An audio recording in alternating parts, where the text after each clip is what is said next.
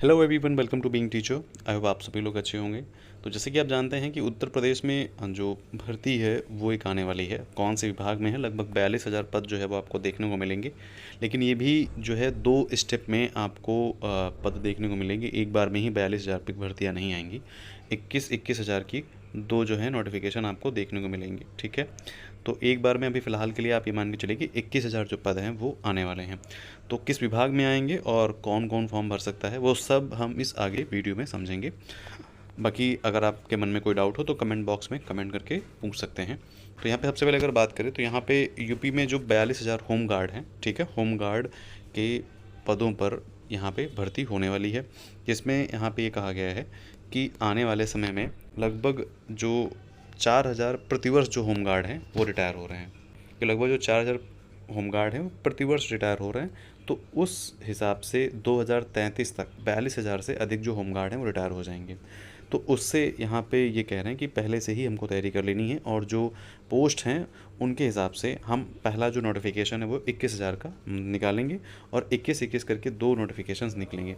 ठीक है, लेकिन फ़िलहाल के लिए जो नोटिफिकेशन निकलेगा वो 21,000 का निकलेगा। अब बहुत लोगों के मन में ये सवाल ये होगा कि नोटिफिकेशन निकलेगा कब। देखिए, 2027 में चुनाव हैं। लोकसभा के तो जो होने थे वो हो गए, लेकिन अब विधानसभा के जो चुनाव हैं 2027 में हैं। आप लोगों ने देखा ही होगा कि जो बीजेपी की उत्तर प्रदेश में हालत थी वो कैसी थी। तो अब जो बीजेपी है वो रिस्क नहीं लेगी, जो उत्तर प्रदेश सरकार है वो रिस्क नहीं लेगी। तो ये मान के चलिए इस साल के एंड होने से पहले पहले लगभग अक्टूबर नवंबर तक आपको नोटिफिकेशन इसका देखने को मिल जाएगा। इसके पूरे पूरे चांसेस हैं, क्योंकि लगभग 6 से 7 महीने जो प्रोसेस है वो सिलेक्शन में चलता है और उसके बाद में फिर आपको 25 आ जाएगा और फिर 26 और 27 में आपको जो अदर वैकेंसीज़ हैं वो भी आपको देखने को मिलेंगी। तो इस वजह से आप लोग तैयारी करते रहिए। इसका जो सिलेबस है वो कोई बहुत खास सिलेबस नहीं है। बस ये रहता है, मैथ रहेगी आपका, ठीक है, रीजनिंग रहेगी और जीएस रहेगा और साथ ही साथ में जो हिंदी रहेगा वो भी आपको इसमें देखने को मिलेगा। तो इस तरीके से इसमें वैकेंसीज़ होंगी। तो अब हम जानते हैं कि होमगार्ड्स की सैलरी कितनी होती है। जो बेसिक चीज़ें हैं वो हम इसमें समझ लेते हैं। जैसे कि होमगार्ड की सैलरी कितनी होती है, उनका काम क्या होता है और परमानेंट होते हैं या नहीं होते हैं, उनका एलिजिबिलिटी क्या होती है, उन सब चीज़ों के बारे में इसमें हम डिस्कस कर लेते हैं। तो यहाँ पे सबसे पहले तो बता दें कि उनका वेतन क्या रहता है। पहले जो वेतन था वो था 375 रुपये, ठीक है, जिसको बढ़ा करके अब 500 रुपये कर दिया गया है और इसको भी आगे बढ़ाया जाएगा। देखिए, यहाँ पे अब पूछेंगे आप लोग कि क्या मतलब जो इनकी जो जॉब होती है वो क्या परमानेंट होती है। तो बिल्कुल परमानेंट होती है, सिर्फ कहने के लिए होता है कि 2-3 मंथ्स के लिए नियुक्त किया था, लेकिन इनकी जो जॉब होती है वो परमानेंट होती है और प्रॉपर आपको जो है पैसे मिलते हैं और इनकी सैलरी जो है वो अब बढ़ने वाली है। ठीक है, जो सैलरी रहेगी वो अब 1,059 रुपये पर डे के हिसाब से मिलेगी। मतलब आपको टोटल 31,757 रुपये जो है मंथली आपको मिलेंगे। लेकिन अभी फ़िलहाल के लिए जो सैलरी है वो है 500 रुपये पर डे, मतलब 15 से 16,000 रुपये आपको मिलेंगे। ठीक है, उसके बाद अगर बात करें कि ड्यूटी कितने घंटे की है, तो ड्यूटी 8 घंटे की होती है।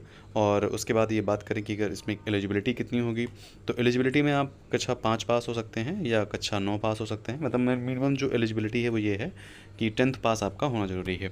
और इसके जो फॉर्म है वो मैंने आपको बता दिए हैं। दौड़ कितनी होती है, तो दौड़ इसमें 1600 मीटर होगी और आपकी जो एज है 20 से 45 के बीच में होनी चाहिए। ठीक है, 6 मिनट में आपको 1600 मीटर दौड़ना है और थोड़ा सा अगर आप मेहनत करेंगे तो आप आराम से हो सकते हैं क्वालिफाई इसमें। और इसका सिलेक्शन कैसे होता है, तो सिलेक्शन में आपको पहले जो है क्या नाम जो है आपको फॉर्म भरना पड़ेगा। फॉर्म भरने के बाद में आपको एग्ज़ाम देना पड़ेगा और एग्ज़ाम देने के बाद में आपको एक फिजिकल टेस्ट होता है, उसको क्वालिफाई करना पड़ेगा। उसके बाद मेरिट बनती है और आपका सिलेक्शन हो जाता है। ठीक है, तो ये पूरा प्रोसेस जो है वो होम गार्ड बनने का है।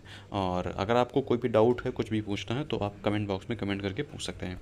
तो ध्यान रखिए, मिलते हैं नेक्स्ट वीडियो में। Bye bye.